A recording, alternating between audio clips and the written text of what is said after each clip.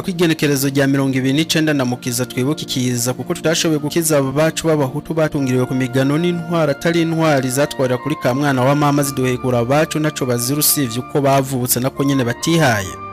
Ntusigare inyuma utikekwa mu ihonyabwoko ryagakoze rihekura Burundi abarundi rirunda mu binogo rusanga ari naho severe yasanze ukuri kutagabanije maze gusangiza abarundi n'amakungu imbere y'inama nkenguza amateka na nshinga amateka ishinga intaya yuko 1972 imbere n'inyuma yaho hakozwe ihonyabwoko ku bahutu.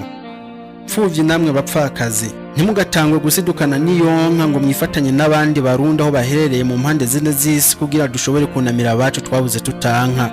RENAPE-BURUNDI yiteguriye kugutiza mikro wikore mugaho gushinga intare y'ivyagushikiye igihe baza gufata so na mama wawe bakamutwara igicugu ukarinda ko bazogaruka amaso agahereriyo.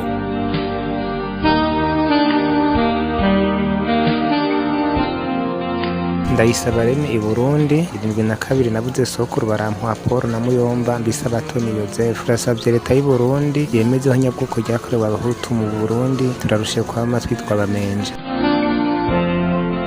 Nitwa Bugabudeni ndi mu Burundi datambutse ndara serve na data wacu bari kumbuka Toma bishwe indwi na kabiri. Dusaba leta ko yo kwemeza mu maguru masha ihonyabwoko ryakorewe abahutu kuko turarusha no kwitwa bamenje. Igenekerezo rya 29 z'ukwa kane mu mwaka wa 2023 sinzotangwa kwifatikanya n'abandi.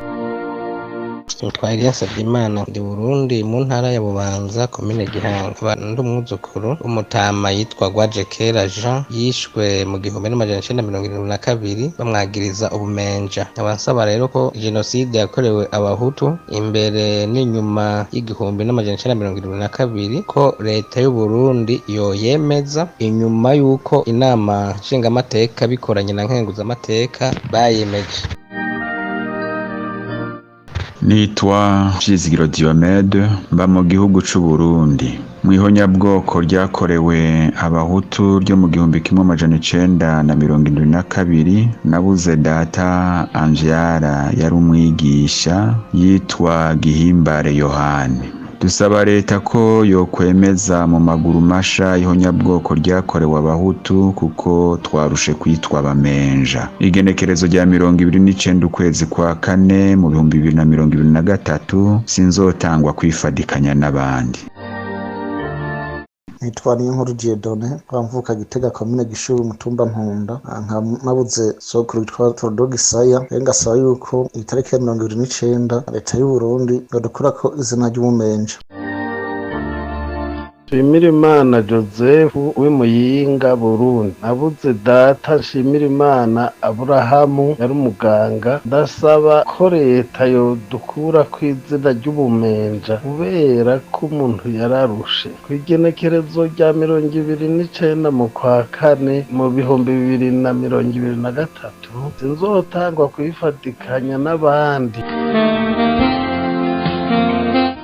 Amazina yanje ndi Ndayizeye Pescaritas mwene ngo Emmanuel abantu munyaruyiga. Icyo kuvyihonyabwoko no bivuga ko nuko yantwaye data nakura ndi impfuvyi hanyuma nosaba ko mukuru w'igihugu cy'u Burundi ihonyabwoko ko ryemewe we wabibona yuko atanyungu zirimo twe tukaba tubona yuko harimo inyungu kuko byo turuhura mu mitima. Twebwe rero twasaba yuko nawe yishaka ku mukono dutabara rero akanyarutsa nkuko bagenzi we bamaze kubikora akanyarutsa akabishira ku mukono.